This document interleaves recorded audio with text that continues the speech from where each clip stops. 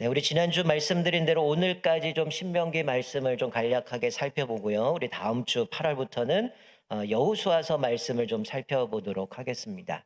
자, 우리 지난주 말씀드린 것처럼 이 신명기서를 한마디로 한 단어로 얘기한다면 언약갱신이라고 얘기했습니다.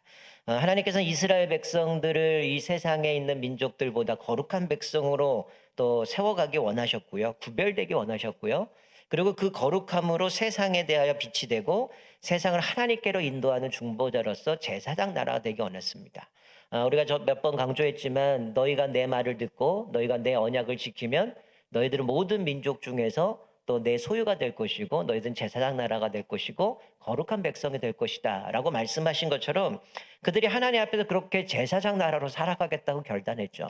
그래서 하나님은 모세를 통해서 3일 동안 옷을 빨고 거룩하게 구별하라고 말씀하셨고, 그리고 그들이 이제 이 일의 핵심을 요약한 것 바로 그 십계명을 받게 됩니다. 이 십계명에서는 단순히 우리가 지난주 말씀드린 것처럼 뭐 문자적으로 보면 우리는 다 지키거든요. 이것이 어떤 종교적으로 또 윤리적인 규범이 아니라 거룩한 제사장으로서 우리가 그 구별된 이스라엘 백성이 품고 살아가야 될 삶의 기준, 순종의 기준이었다는 거죠. 그래서 1계명부터 4계명은 하나님을 향한 삶의 기준, 하나님을 사랑하라는 것. 그리고 5계명부터 10계명은 세상과 이웃을 향한 삶의 기준을 주셨습니다. 자, 오늘 읽은 본문 말씀은 제가 몇 번 뭐 이 말씀을 나눴기 때문에 다시 한번 복습하는 차원에서 같이 좀 간략하게 말씀을 나누도록 하겠습니다. 오늘 본문의 말씀은 이스라엘 백성 유대인이라면 달달 외우는 말씀이죠. 소위 쉐마라는 말씀입니다. 여기 보면 4절에 이스라엘아 들으라라고 말씀하는데 들으라라는 단어가 쉐마라는 건데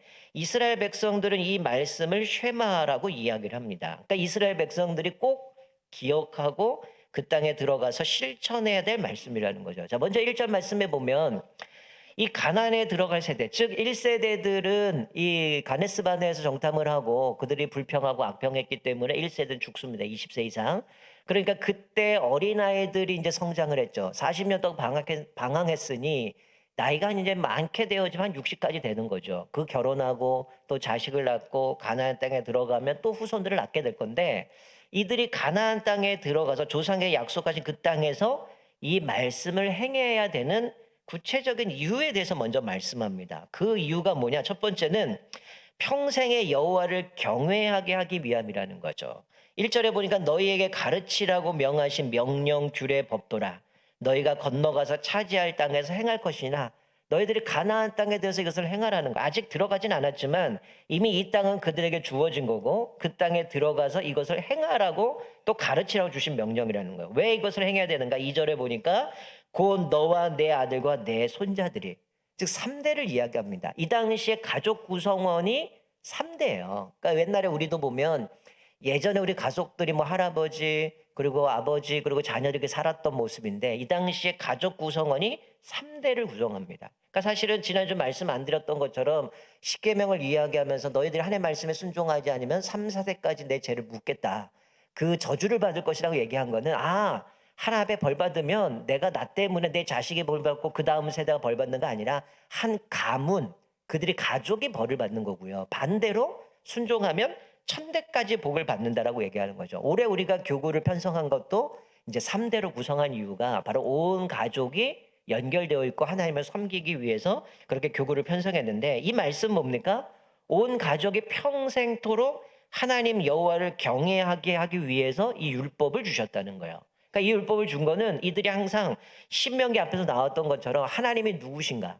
하나님 우리에게 어떤 일을 행하셨는가? 왜 우리에게 그렇게 하셨는가? 하나님에 대해서 말씀하시고 그리고 그들이 하나님을 세상에 많은 신들이 있다고 얘기하지만 여호와만이 유일하신 하나님이다라고 그들에게 알리셨던 것처럼 바로 이들이 평생 하나님만 섬기고 그분이 누군가를 알고 하나님을 공경하게 하기 위해서 율법을 주셨다는 거예요. 두 번째는 왜 이 말씀을 가서 지키라고 하시는가? 바로 그것이 장수의 비결이기 때문이라는 거예요. 2절 하반절에 보면 또 내 날을 장구하게 하기 위한 것이다 라고 말씀하죠. 우리가 하나님의 말씀 순종하면 필연적으로 우리에게 복을 선물로 주셔요. 그런데 여기서 말씀하는 거는 야 내가 오래 살기 위해서 말씀을 지켜야 되구나가 아니라요.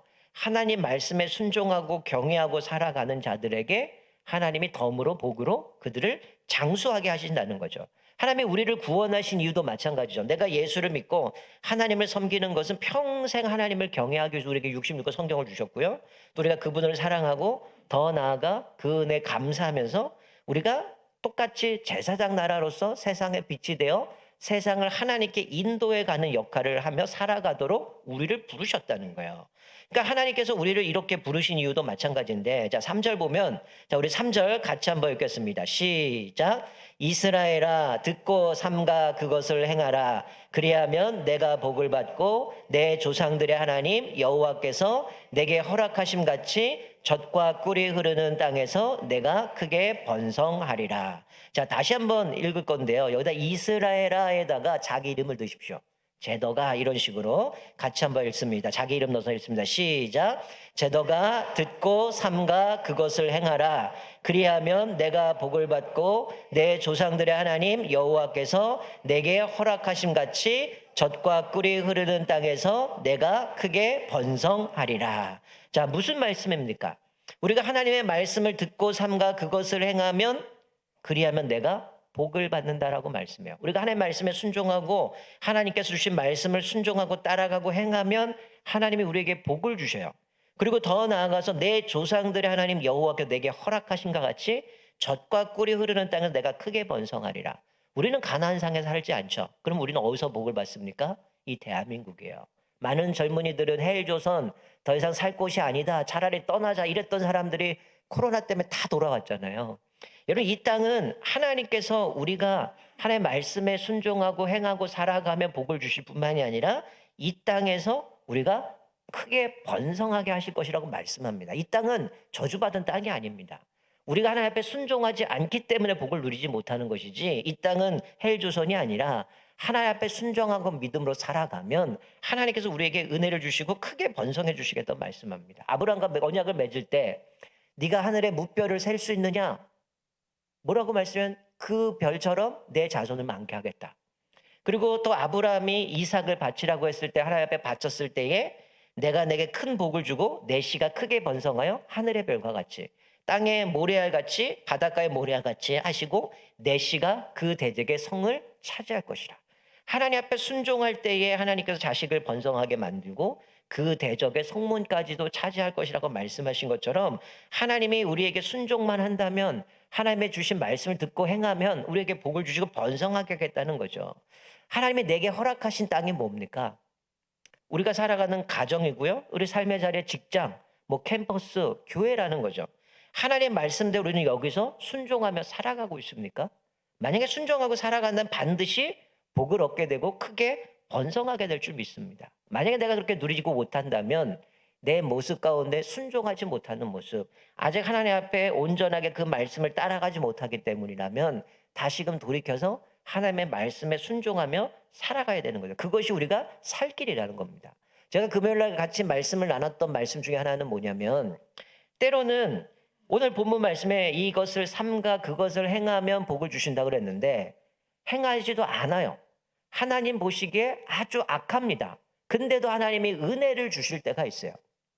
이런 때로는 내가 전혀 받을 자격이 없는 하나님이 나에게 은혜를 주실 때가 있어요. 왜 그럴까요?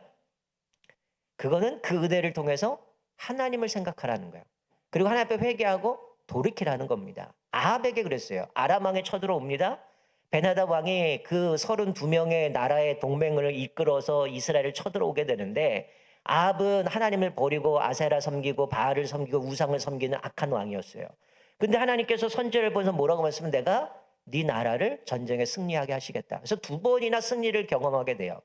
근데 이 아합은 하나님의 은혜를 외면하고 마치 내 능력으로 내 착각 속에서 힘으로 된 것처럼 자기가 어깨에 힘이 들어가고 하나님은 분명히 베나닷을 죽이라고 얘기를 했는데 살려줍니다. 동맹을 맺어요. 언약을 맺고 그 화친을 하게 되어집니다. 결국 그것 때문에 하나님이 아합을 치고 그 이스라엘 민족을 심판할 걸 말씀하셨는데 어찌 보면 하나님이 나에게 전혀 받을 수 없고 하나님 앞에 그렇게 살지 않았는데 은혜를 주신 거는 어떻게 보면 마지막 기회라는 거예요. 야, 정신 차려. 하나님은 너와 함께 하시는 분이야. 네가 비록 그렇게 살더라도 하나님 너에게 복을 주시는 거야. 그러니 돌이켜서 하나님 앞에 회개하고 그분만을 섬겨. 그렇기 때문에 은혜를 주셨는데 그거를 망각하고 내 잘난 맛에 역시 나는 잘하고 있구나 착각 속에 살아가면 하나님 앞에 버림을 받게 된다는 거예요. 오늘 본문 말씀은 그렇게 말씀하죠. 순종해라.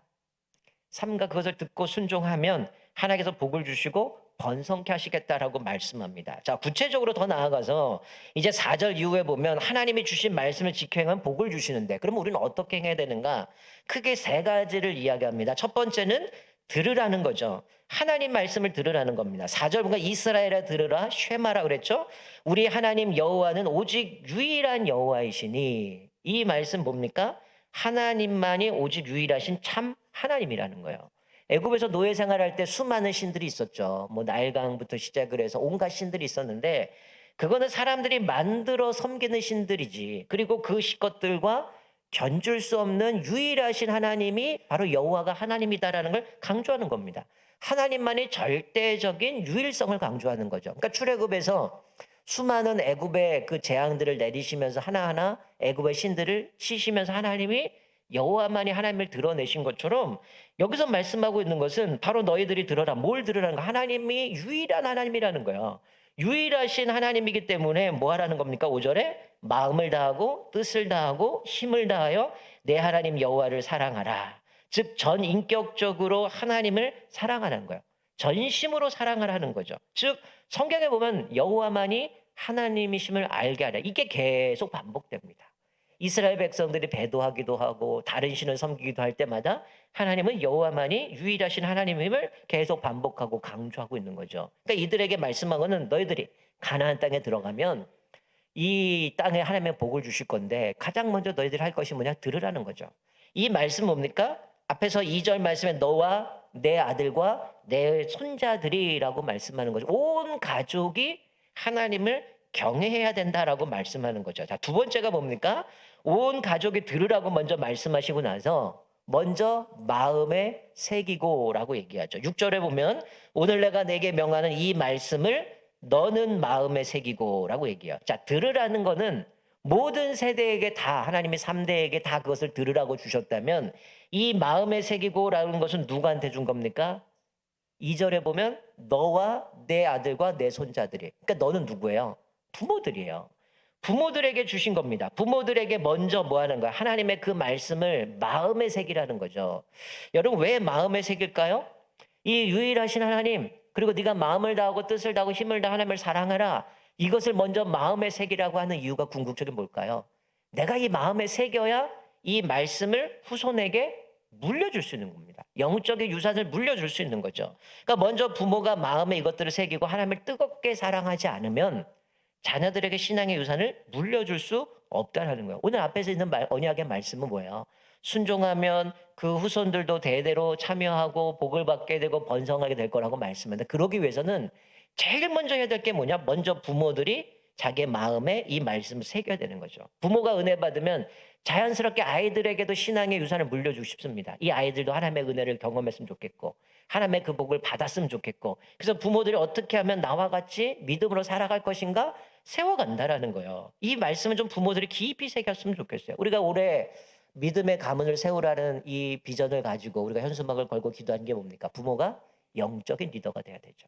자녀들에게 본을 보여야 되죠. 가정에서 자녀를 주의 제자로 양육해 가야 되죠. 그리고 자녀들에게 신앙의 유산을 물려주고 자녀들의 신앙을 그것들을 계승해 가야 되는 거죠. 자, 그런데 7절 말씀에 보면 어떻게 하라고 말씀합니까? 세 번째로 부지런히 가르치라는 거죠. 하나님의 말씀을 듣고 마음에 새기고 부모가 자녀들을 부지런히 가르치라는 겁니다. 대충 가르치고 적당히 가르치고 그냥 건성으로 가르치는 게 아니라 부지런히 가르치라는 거죠. 자, 7절 보면 내 자녀에게 부지런히 가르치며 집에 앉아 있을 때든지 길을 갈 때든지 누워 있을 때든지 일어날 때든지 이 말씀을 강론할 것이며. 자, 부지런히 가르치려면 집에 앉아 있을 때나 길에 갈 때다. 이건 뭘까요? 공간적인 구분을 초월해서 그것을 불문하고 가르치라는 겁니다. 누워 있을 때나 일어날 때나 이거는 시간적인 구분을 불문하고 가르치는 겁니다. 즉 기회가 될 때마다 생활 속에서 가르치라는 거예요. 우리나라에 보면 옛날에 베갯머리 교육, 뭐 밥상머리 교육 이런 얘기가 있는 것처럼 이 유대인들에게 하나님께서 지금 모세를 통해서 주신 거는 사실 신명기는 시내에서 받은 율법들을 이제 2세대들에게 모세가 이것들을 좀 이들에게 맞게 자식은 재해석을 해서 구체적으로 적용할 수 있도록 준 게 신명기입니다. 그러니까 이들에게 지금 머릿속에 그리고 삶 속에 말씀이 새겨지도록 계속해서 반복해서 가르치고 어린아이들에게는 이것들을 주입해서까지 시키라는 거예요. 그래서 유대인들은 어린아이들이 처음에 태어나서 기르기 시작하면 뭐 합니까? 성경책에 꿀을 바르잖아요. 왜 꿀을 발라요? 아이들은 빠는 습관이 있어요. 그러면 어떻게 해요? 아이들이 성경을 빨았을 때 달달한 맛이 느껴요. 그럼 성경이 달구나. 이게 무의식 중에 아이들 심어주는 겁니다. 시편에 나오는 것 주의 말씀이 어찌 그렇게 단지요 꿀송이와 같도다 하는 부분이 이 아이들이 어렸을 때 빨아서 이 성경은 달구다라는 그 마음이 나중에 커가면서 말씀을 읽고 깨닫고 정말 하나님의 말씀이 이렇게 풍성하고 은혜로운 말씀이구나. 정말 꿀송이와 달구다라는 것들을 직접 경험하게 만들어 간다라는 거죠. 여러분 오늘날 사실은 이 더욱 말씀을 가르치기 어려운 시대를 살아갑니다. 옛날에는 뭐 우리도 3대가 같이 살았고 같이 모이고 이랬는데 요즘은 뭐 핵가족 시대 또 1인 가구 시대 많이 뿔뿔이 흩어져요. 결혼을 해도 또 이제 흩어져 버리고요. 직장을 가도 뭐 기숙사에 들어가고 멀리 움직이다 보니까 함께 모여서 살기가 어려운데 그럴 때일수록 우리가 부모가 많은 노력과 시간을 내지 않으면 자녀들이 오늘 본문의 말씀 안에서 그렇게 거할 때에 반드시 가야 할 복되고 안전한 삶을 이들은 잃어버릴 수 있다는 거예요. 영원히 잃어버릴 수 있다는 거죠. 여러분 사실 이 부지런히 가르치라고 하는 건 요즘 시대를 보면 어떨까요? 아이들과 드라마를 보면서도 드라마에서 잘못된 부분이 있을 때 그것들을 가지고 신앙의 교육을 할 수 있는 거겠죠. 또 뉴스를 보면서 왜 이 전쟁이 일어나는가? 왜 이런 기근이 일어나는가? 왜 이렇게 정치적으로 이렇게 가는가? 그것을 통해서 아이들에게 가르칠 수 있고요. 또 요즘처럼 휴가처럼 여행을 가고 오면서도 자녀들에게 신앙의 교육을 할 수 있습니다. 그리고 때로는 우리 가정에 어떤 위기를 만나든 어떤 사건을 만났을 때 하나님께서 우리 가정을 향한 하나님의 뜻을 구하고 또 그 모든 어려움들을 믿음으로 이겨나가고 때로 실패할 수도 있지만 그때 다시 하나님을 의지하면서 믿음으로 나아가는 거 이런 과정들을 통해서 부지런히 가르칠 수 있다라는 것이죠. 여러분 미국에서 4만 명을 대상으로 설문을 했습니다. 가정에서 자녀와 부모가 어떤 신앙적인 대화나 활동을 하는가라는 질문을 던졌어요. 1위의 답이 뭐였냐면 52%는 어떤 활동도 하지 않습니다. 신앙적인 대화도 활동도 하지 않습니다가 52%였어요. 2위는 41%가 대답을 했는데 거의 없거나 매우 드물게 나누고 있습니다라고 얘기를 했어요. 합치면 93%가 아예 대화가 없고 신앙적인 교육이 없다는 거예요. 어쩌다가 드물게 한번 한다는 거예요. 결국 7%만 주기적으로 우리가 계속 강조하는 것처럼 가정 예배를 드리고 가정에 신앙적인 교육이 있다는 거예요. 그러니 이 사람들이 살아갈 때에 때는 뭔가를 결정하고 뭔가를 선택하고 뭔가 위기를 만났을 때 하나님의 뜻을 구한다? 쉽지 않은 거죠. 여러분 기독교의 가정에서 삶 가운데 부지런히 가르치라고 얘기했는데 그게 없습니다. 52% 아예 아무것도 없고 41% 드물게 어쩌다 한 번 거의 없거나 어쩌다 한 번 그리고 7%만 온전하게 지내는데 여러분의 가정은 어떻습니까? 아예 없습니까? 어쩌다 한 번 합니까? 아니면 꾸준히 하나님 앞에 예배드리고 믿음의 가정으로 같이 대화와 신앙의 교육들이 이루어져 가고 있습니까? 한번 스스로 던져보세요. 우리가 가끔 그러잖아요. 왜 우리 아이들이 이렇게 살아갈까? 여러분 자녀들을 양육하면서 제일 많은 시간을 투자하는 게 뭡니까? 안타까운 것은 이 자녀들의 미래를 위해서 재테크하잖아요. 집도 마련해주고 돈도 벌어주고 이 아이들에 뭔가를 주려고 애를 쓰지만 진짜 힘쓰고 열심히 해야 되는 거는 그게 아니라는 거야. 하나님 앞에서 이 아이들을 내가 먼저 말씀을 마음에 새기고 부지런히 자녀들을 가르쳐야 된다는 거예요. 그래서 이 아이들이 그 신앙을 심어주고 하나님을 공경하는 자녀가 되면 하나님이 약속하신 대 복을 주시고요. 번성하게 하시고요. 하나님 그를 책임져 주신다는 거예요. 근데 우리는 이건 빼놓고 계속 이 아이들을 위해서 잠시 잠깐 누리는 것들만 자꾸 채워주려고 한다는 거예요. 그러니 기독교 가정들이 무너질 수밖에 없는 거죠. 가정에서 그런 이야기들이 이어지지 않고 신앙의 교육들이 이루어지지 않다 보니까 어떻습니까? 자녀들을 양육할 때 기준이 뭐예요?